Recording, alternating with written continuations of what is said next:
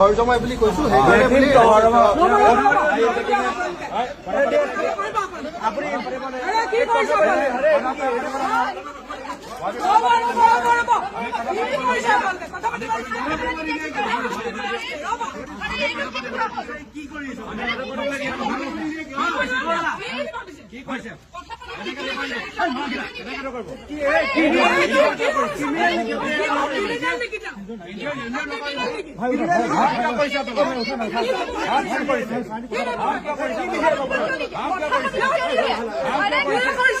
আমাৰ চকুৰ সন্মুখত আপোনালোকে আহ্বান কৰি আছে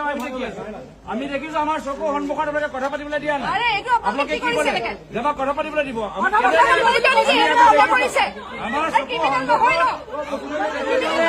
গুৱাহাটী হাইকোৰ্টৰ এজন অধিবক্তা কেনেদৰে ব্যৱহাৰ কৰিছে আমি দেখা পাইছো আমি দেখি আছো এইটো দেখি আছো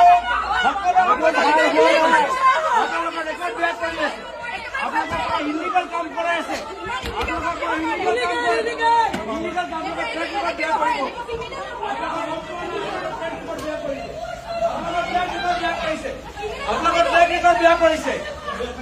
আপোনালোকৰ ট্ৰেক ৰেকৰ্ড বেয়া কৰিছে আপোনালোকৰ পৰা ইলিগাল কাম কৰাইছে দুয়োজন অসম আৰক্ষীৰ ওপৰত আক্ৰমণ হল সেই সময়ত পুলিচ ক'ত